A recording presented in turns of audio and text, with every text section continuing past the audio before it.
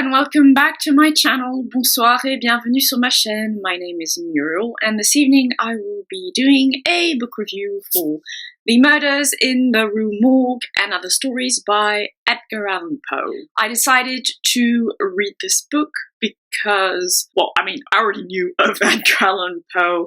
I had been read a short story by him in high school as part of a unit on the fantastical in literature. My father has always, that's what he told me. He's been a great appreciator of Edgar Allan Poe, his poetry and his short stories. And I had read that he was also an influence, among others, for H.P. Lovecraft. And I delved into H.P. Lovecraft this year and last year, and I saw that this was available in the Penguin English Library editions. So I was like, well, why not? I should have some Edgar Allan Poe under my literary belt. This particular edition gathers a lot of his short fiction, probably not all, none of his poetry. You have, obviously the murders, in the Rue Morgue.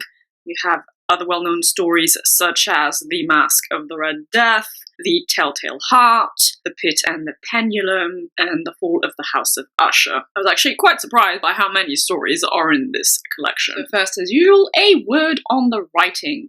I absolutely loved the writing. It was superb. Again, the kind of high-caliber English I'll always enjoy in the work of fiction, or non-fiction. I guess the writing is just that perfect balance between being somewhat florid, but also practical, even technical at times. I feel like Edgar Allan Poe had maybe an interest in science, and there are things that have to do with logic, science, mathematics, understanding things in there, but then there are also stories that are a lot more gothic-ish, slightly supernatural, and he'll get into more descriptive and poetic prose. It's definitely clear to me that Edgar Allan Poe was a very educated man, a learned man. I also know that he was a literary critic in his day, so you definitely see that reflected in his stories. There are passages about, philosophy, name drops a bunch of philosophers from Europe and the ancient world. Like I said, there's language around science, budding, forensics, I guess. So it's very clever. It's definitely the work of someone who knew shit about shit. And that's always enjoyable to me. Most of these stories are quite short, about 20 pages. You have a few here and there that are pushed towards 40, 50 pages. And I'd say there are basically two big types of stories. You have stories that, like I said, are a bit more gothic. I'm not sure that's quite the right word for it, but I'll say a bit gothic, supernatural on the edges. Then you have mysteries like The Murders in the Rue Morgue and stories of vengeance and going after someone that has wronged the main character and things like that. Character-wise, there really isn't much to be said here. All the main characters are white males, right? And they're all along the type of the loner, the educated gentleman, but with perhaps a tint of madness or melancholia or a very passionate spirit. That general idea. A darker kind of character, I would say, overall, except perhaps in stories like Murders in the Rue Morgue, though there you have very intelligent characters and very analytical thinkers and things like that, so yeah, that's fine.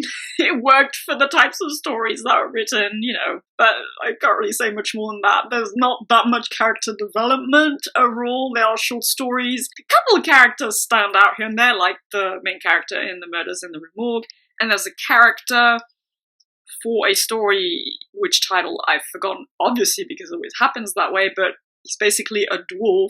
And I really like that story because you might think, oh dear, a story in turn of the last century, a dwarf is going to be super ableist, etc. But actually, no, the story's on the side of the dwarf, so I really like that. Even though there are supernatural notes to, gothic, supernatural, fantastical notes to some of the stories, there's no world building as such. It all takes place in our world, or I guess the world of the late 1800s. So I'll jump straight to the themes. I think there are a couple themes running through all of these stories. One would be the theme of the cursed soul, the descent into madness. You have these characters which are very passionate, but not in the positive sense of the word. And in fact, passion originally has a very negative meaning because it means suffering. So descent into passion, into madness, these characters who are described as having a melancholic soul and who have a history perhaps of nebulously defined mental illness in the family, and well, bad things happen to them. Not altogether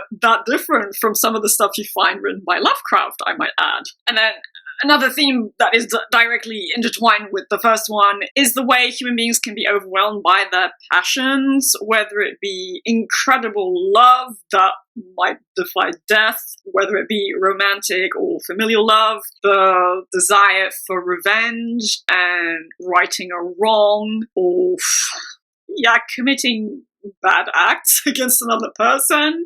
I mentioned this story with a dwarf who seeks revenge, but the ending of that story was very satisfying, even though it was a bit gruesome. But then another story also has a character seeking revenge on another person, but I'm like, that's a bit extreme for what the dude did to you, mate. So yes, human beings being overwhelmed by their passions, and not always, but a lot of the time it doesn't really end well, and it gets fairly dark.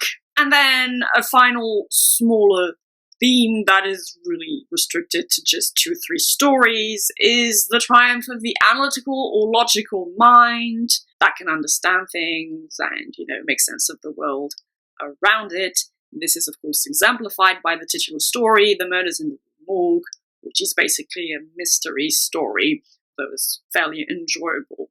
So that rounds up about all of the thematic threads running through this collection. Nothing too incredibly deep, though. Taken all together, it does leave a distinct impression on the mind, I think. So in the end, when I finished this, I rated it with a 7. Yes, solid 7 out of 10.